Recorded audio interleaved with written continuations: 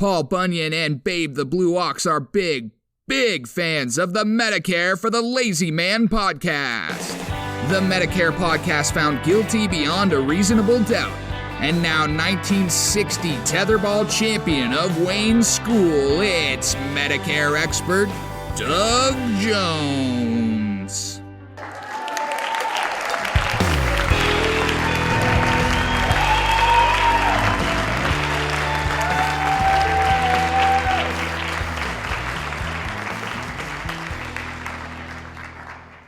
Hello, everybody. Welcome to another episode of the Medicare for the Lazy Man podcast. I am, as Drew McMillan just told you, I am Doug Jones, your Medicare expert for today and probably for the rest of the week. I'm so happy to be here. Here is Arizona, beautiful, sunny, warm Arizona. After a long summer of being up north and hoping to sell our house, which we failed to do, and dreading the coming of winter, we finally made the trek all the way across the country to Arizona, and we're here for the duration, probably for a good 6 to 7 months. So I'm a happy camper. In the meantime, the two things that happened were that during the course of our 4-day trek across the country, the number of clients asking for my help kind of multiplied. And so I am real far behind in the paperwork and the contact and the helping of people enroll in Medicare and Medicare supplements. And I'm usually more caught up than this. Usually I'm more prompt in being able to help these people. So I've fallen way behind. I'm sure some people are wondering if I'm always going to be this tardy when it comes to responding to their requests. And no, my goal is immediate response. So I have to apologize to all those people. The other thing that happened was when we arrived at our Arizona home, I found that something had caused my computer equipment, my router, to have committed suicide. And then, of course, with the effort of trying to replace that, the Hewlett-Packard's Instant Ink program, which I normally love and I would normally espouse, I didn't realize that they had the capacity and the desire to shut down my printer when it's not connected to the network in my house. So anyway, my computer capacity to help people was also destroyed and screwed up for several days. So I'm way behind. I'm behind the 8 ball in responding to people who have asked me for my advice and assistance in enrolling in Medicare supplements.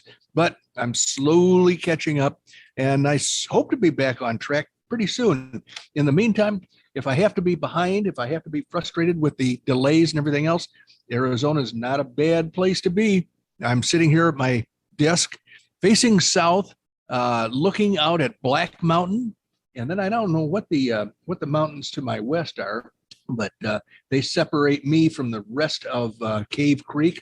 And then farther west, you have the Colorado River, and then California, and then the ocean. And then, there are more people in your studio, Randy, than there used to be a minute ago. Yes, I should let you know, Doug, we've hired on some new help. Is that help able to handle your work? Can you teach him the duties that you perform? Yes, Asher can do anything I can do, and probably better. Very good. Well, if he can do it as well as you do, then our audience is guaranteed of quality podcast content going forward. Now, it looks like also there's a barf rag. There's a drool towel involved here. But, I guess that just comes with the territory. And then obviously when I get older, maybe I'll need one too. Who knows? Well, I probably already need one. I have a tendency to let liquids come out of my mouth more frequently than I should. But he's a cute little guy. He is. I can't wait till he can get a little bigger so I can get him some proper cowboy boots. Well, there you go. Unfortunately, he'll grow out of them, so you better just open an account at your local boot store. Yeah, exactly. So anyway, I was complaining about the computer capabilities not being what they should be, and my response time being longer than normal. But all of that's going to get fixed. And during the course of this winter, I'll be Johnny on the spot when it comes to helping potential clients. And I was also complimenting the Arizona weather. It's been in the 80s every day, 50s at night, 80s during the day. I can't complain about that at all. So all in all, I'm darn glad to be here. So you've already heard from Randy Carson. Tell us what's going on in your world. Well, we are taking care of my grandson because, as all the other grandparents in the world probably have been through this process, your daughter calls you up and says, "Hey, Asher's got a fever." And then you go, "Oh, okay, that's not good." But it also ultimately means that he can't go to daycare. So guess where he comes? He comes to Grandma and Grandpa's house. Oh, boy. Well, I don't have a grandma and grandpa to go to anymore. So frankly, there's an opening at daycare. I may just slide in there. Well, yeah. I could use a morning nap. I know. And they let you lay on the rug and play with blocks. So God. You can't beat it. You can't beat it. If I recall those days in my own life, I would say that first comes cookies and milk. Yeah. And then story time while you're laying on your rug. And then the nap. Then nap. And then you wake up again and you get another story. And then I think there's some more cookies in the afternoon too. Boy, what an idyllic life. I know. Exactly. And I can't believe that there are people out there who hate us because we are able to raise our children in such luxury and the arms of love and warmth. I know. I was going to point out, given the fact that Doug is just back from the tundra out in Illinois, I was going to point out to the listeners today that Doug is right back in the Arizona groove because even though it's 70 degrees, Doug has a sweatshirt on. Yes, I do. The sweatshirt says St. Charles Country Club. And it's what I normally wear during the cold Arizona mornings, take the chill off when it's only in the 50s or 60s. Now, of course, people in most of the country would look at 50s or 60s as a very warm, comfortable temperature. But for those of us in Arizona with the thin blood, it's not that comfortable. In terms of if you were to compare my blood to, like oil, it would be like 2.5 over 5, 10W30. I think maybe 5W nothing. 5W. Yeah. I noticed some zeros when I go into the parts store, but the only car that we have that uses really runny oil like that is Mary's Jeep Grand Cherokee, and that uses 5W20. Yeah. That's about as watery as our oil gets around here. Well, I probably told you this, but back in the day when I was driving GTOs and such, and I know people will think I was nuts, but I used to run 50 straight 50 weight racing oil in it. Sure. In the summertime, that's probably as good protection as you're going to get with those engines with the fairly broad clearances and so forth. You're not going to do too much damage to it when the oil is cold and you first start it up, but you're going to get a lot of protection after it's fully warmed up and you're out there abusing it. And that would be if you could get it started up. Well, there you go. Those are problems I can't help you with, sir. Anyway, something. Here's a sad thing. We've been here a week now, and I haven't started either of the two cars I left here all summer. The Corvette, which I finished putting fuel injection on last spring, and then the 67 GTO. Haven't fired that up either. So I do have some, when I get caught up with the work, I do have some garage time to spend. I'm looking forward to that. Yep. Well, I think we probably ought to talk some Medicare, but I wanted to point out something for the audience. I have been hearing something that I really, really don't like to hear on television, literally every 15, 20 seconds. And that's, guess what? All they extolling the advantages of Medicare disadvantage. Yes, they're not advantageous at all, but those ads are coming thick and fast. We were counting up the advertising pitchmen today, Randy and I were, and we had the old standby, Joe Namath, the tried and true go-to guy for Medicare Advantage ads, but then joined him more recently by William Shatner, and Jimmy J.J. Walker. And now there are two women. There is a woman named Martha who flaps her arms around during the course of the advertisement. And then there's another woman that I don't have the name of. She flaps her arms around too. It's like one of those dinosaurs. I think they're Tyrannosaurus Rexes. They've got the big giant rear legs that they walk on. They got the floppy little front arms that they don't really do much at all. And these people during their ads flop them around and for emphasis, I guess. And that kind of goes along with the subject matter that I picked for today. This is my favorite time of the year because we do have that open enrollment, as some people call it, or AEP, annual election period, which is the accurate name for the period of time from October 15th to December 7th. This is a period of time when you can enroll in a Medicare Advantage plan if you want to, or disenroll from the plan that you've had and enroll in a different one if you think there's one out there that's going to be better for you, or you can disenroll from Medicare Advantage entirely and go back to regular Medicare. I would not suggest that unless your health allows you to apply for a Medicare supplement, because regular Medicare still has a couple of gaps that you have to be aware of. If you have some medical problems and need a lot of treatment, they're going to reach into your pocket and take a fairly hefty chunk of money. So a very moderately priced Medicare supplement is what I specialize in helping people get. I also specialize in helping them get a drug plan. It's definitely possible that a person who has had a particular drug plan for the last year has either had a prescription change or has had the plan change. It might have changed its monthly premium. It might have changed the formulary. The drugs that it covers might have been, say they might have moved some drugs to a different tier, requiring a deductible or higher copay. So it's always possible that your drug plan needs some attention at this time of the year. And it's really easy to do that if you follow the directions in the book, Medicare for the Lazy Man, simplest and easiest guide ever, on sale at Amazon.com and at BarnesandNoble.com. There are directions in that book that help you go to the government website, put your drugs in, each of your prescription medications, and then tell it where you like to have your prescriptions filled. Maybe it's at a drugstore, maybe it's mail order. So they just send your refills in the mail to you.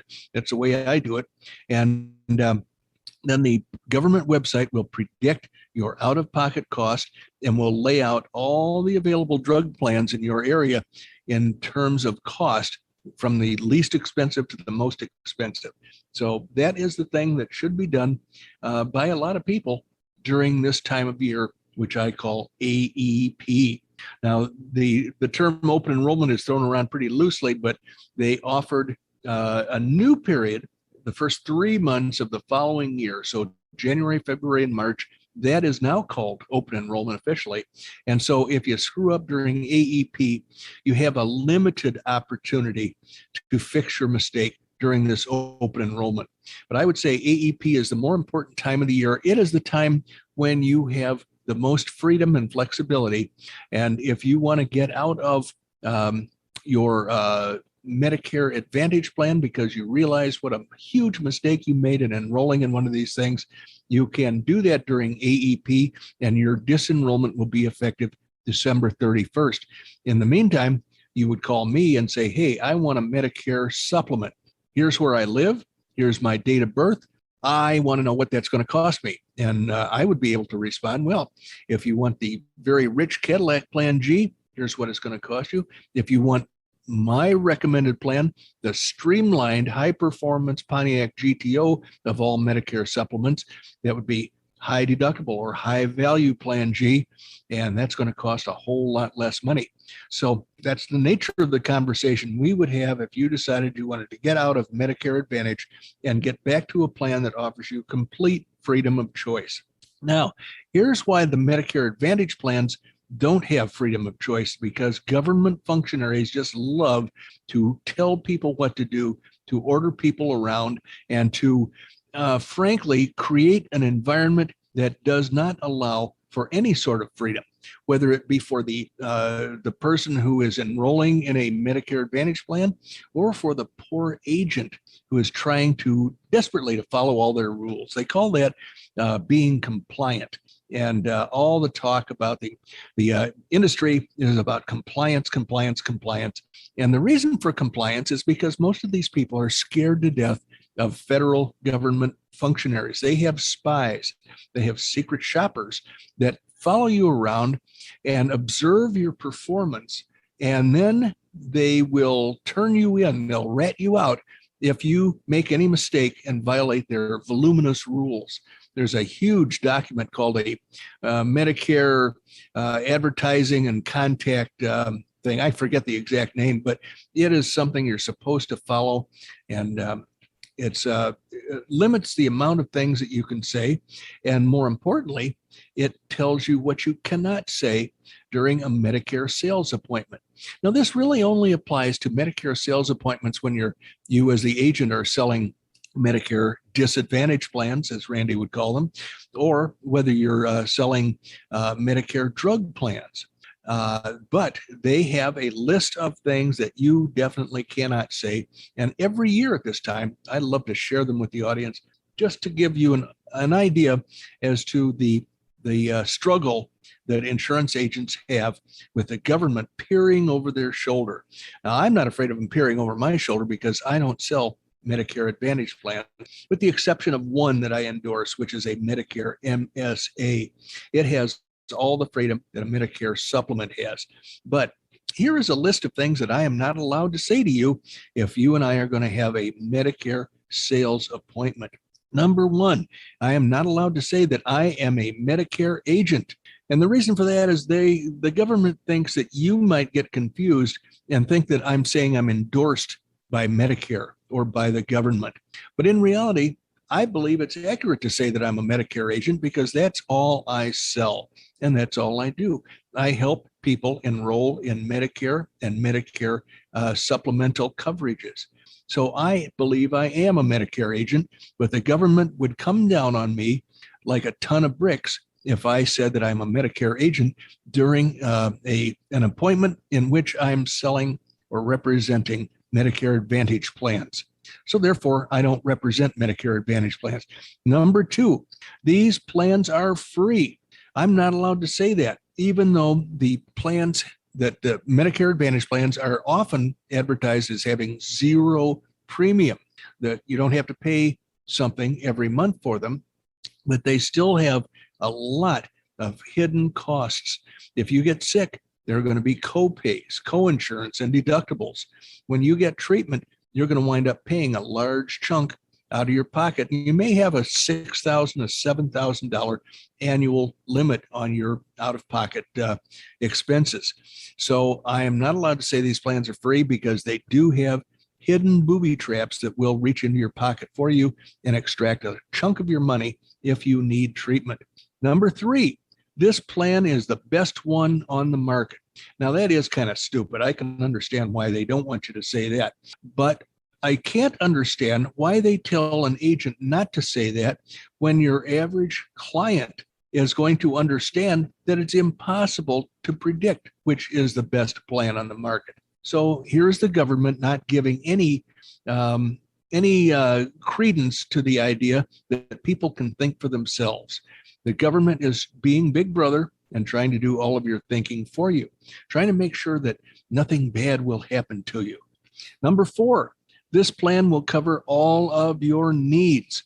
Here's another instance in which people should be able to think for themselves and discount this kind of a statement. If an agent told me that this plan would cover all of my needs, I would scoff and thumb my nose at them. And the reason for that is you can't tell what needs are going to happen in the future.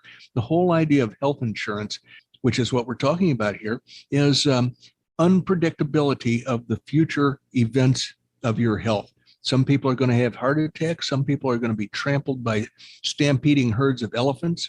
Some people are going to be in England and look the wrong way when they step off a curb and wind up getting flattened by an English taxi cab.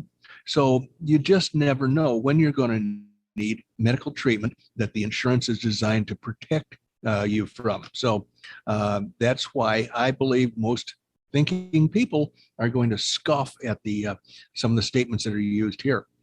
Here's another statement that a salesperson is not allowed to say. These benefits are Medicare approved. Well, that's, yeah. Where do you start with a statement like that? Are there plans that are not approved by Medicare? I don't think so. The heavy hand of big government is weighing on the Medicare Advantage or Medicare Disadvantage plans in such a way that there are no benefits that Medicare hasn't approved of. Number 6, you need this plan. Boy, that's an all-encompassing line of stupidity. I can see a sales agent saying, you need this plan to me, and me yelling, I'll be the judge of that. So some of these things are just self-evident that they are not effective or informative things to say during a Medicare appointment. Number 7, if you enroll today, I'll give you a free gift. Now, here's one thing that I violently disagree with the government on. If there's a free gift to be had, I'm going to pay attention, and I am not going to reject that as undue influence. The government says I'm too easily distracted by shiny baubles, and it's going to lead me in the wrong direction, and I'll probably buy something that's not appropriate for me. But I say let the government mind its own business. If there's something free to be had, let me decide whether or not to take advantage of that. So once again, the government does not allow me to say, if you enroll today, I'll give you a free gift. Number 8. Now, this is a question that a sales agent would ask of a client during a meeting. Do you have a dental plan? Do you have vision? Do you have hearing? If it's not on the scope of appointment, then I'm not allowed to talk about it. The scope of appointment is a document that tells me what you have agreed to allow me to talk about. And if we decide to talk about something else, let's suppose you as the client bring up a different unrelated subject, like let's say the weather. If you want to talk about the weather, we have to tear up the original scope of appointment. I have to mark the new subjects that you want to talk about, and then have you sign that scope of appointment, giving me permission to carry on a conversation with you. That's what the government does. It intrudes in private conversations between people. In this case, the people would be the Medicare sales agent and the client purchasing a plan. So they have a document called the scope of appointment that lays out exactly each subject that we're able to talk about. And by conversely, it also bars us from talking about any subject that's not addressed on the scope of appointment. I can't think of anything much more stupid than that. It used to be that the scope of appointment had to be signed 48 hours before the appointment. And people say, well, that's very awkward. We get a signature, and then we say, we cannot talk to you about health insurance, which is what you want to talk about in the first place. We must go away for 2 days, and then we can come back and talk about it. Now, here again, government geniuses at work. That is maybe one of the dumbest things I've heard in a long time. They finally got rid of that rule a couple of years ago. We are able to execute our scope of appointment at the time of our actual appointment or conversation. Number 9, here's the final thing on the list of things that I'm not allowed to say if I'm going to sell a Medicare Advantage plan or a prescription drug plan to you. I am not allowed to say I am accepting referrals. If you want to give me any names or numbers, that would be wonderful. And the real way the government wants you to handle this as a salesperson is to, instead of asking for referrals, they want you to hand a stack of your very expensive business cards to your client and say, hey, pass these out to your friends and relatives. Have them give me a call. I don't know, frankly, what the difference is. If a person wants to give me a referral, I'm not going to wait around. But the government says, okay, if your client gives you the name and number of a friend of theirs or a relative, you're not allowed to call that person. You're not allowed to cold call a referral that you might have gotten from a client. The client has to tell the person to call you. And frankly, this is, once again, government intrusion in its finest form, its most obnoxious form. Now, all of these things came from a podcast done by a young lady on behalf of an insurance company that helps brokers sell health insurance, and they specialize in Medicare insurance, and they specialize in helping agents stay compliant. What disappoints me about this company is that they don't stand up for the agent. They have rolled over, and they're quite willing to sell out. They don't stand up for the agent and tell the government that this is ridiculous. It is intrusive to the sales process, and it is completely overbearing and overreaching. It removes the freedom of discourse that an agent should have with their client. And frankly, I'm disappointed that my government has come to this level of interference with my private clientele, and I'm not happy about it. But this company, I'm not even going to name, because they don't do anything to improve the situation. They don't give any feedback. They don't tell agents how to benignly get around these stupid rules, and that's a very disappointing thing. So anyway, this is the kind of thing that makes this time of year, AEP, October 15th through December 7th, my favorite time of the year when it comes to Medicare activities. I just love dredging the stupidity up and enjoying sharing it with you. So Randy, you look very disturbed. Anytime somebody mentions a Medicare Advantage plan to me, my head very slowly builds pressure. I can see some veins. I can see your veins throbbing. And then gets ready to explode, because it is such a 3-card Monty sort of a deal. I mean, absolutely. I watch these ads, they stick out in my mind now, because obviously I've worked with you for a number of years. So everyone that pops, the new Martha one, that's kind of like the old, where's the bee? Yes, it is. Absolutely. Where's my new, what do they call it? Where's my stuff that I deserve? Give it to me where's now. my stuff? Where's my stuff? I deserve all that new stuff. And then you're looking at the bottom of the TV screen. It says, you're not going to get any new stuff, probably. Right. I mean, I don't know what it says, because I'm not an attorney, but. Well, I did show you what it says under Joe Namath, and it was like frightening how many words there were there crammed into a space that was pretty tiny. It was like half of the picture, and there was a lot. It was like the Gettysburg Address. Yeah. And then, of course, Martha, the new Joe Namath, she's going, what? Why didn't you tell me this earlier? I should have known all this. I need all this new stuff. Yeah. And it turns out all that stuff is really only available to people that are on welfare. So all that stuff that they read off is stuff that we give people on welfare, which has to be a good incentive to stay on welfare. Do they really?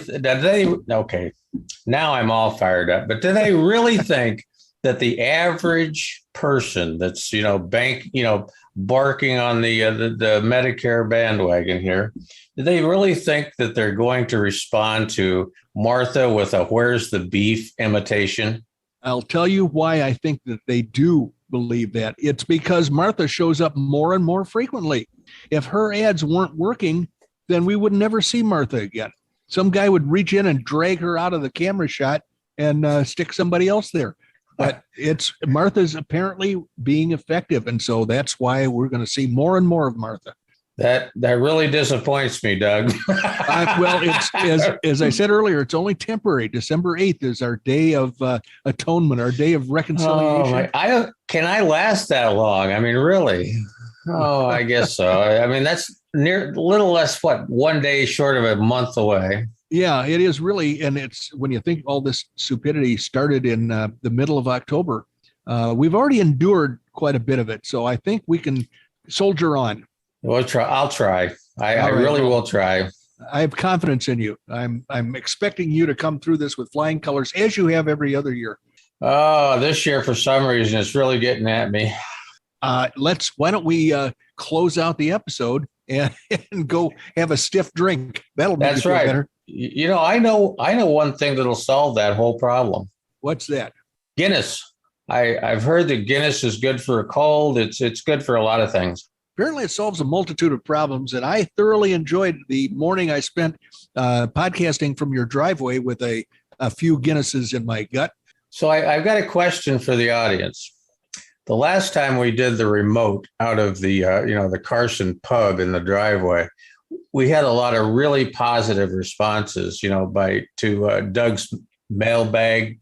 And I think we're going to try it again to see, because people were just amused by it, as we were. Yeah. If you have an opinion one way or the other, send your thoughts to dbj@mlmmailbag.com, and we'll read every one. And you should feel free to send even your horrible, evil thoughts to us, because we'll clean them up and you'll sound like a genius, like the biggest fan we have by the time we get through doing surgery on your email. You got that right. On the other hand, we always love the love notes. So send those too. We love those, because without those, we wouldn't have really anything to live for. Would be adrift.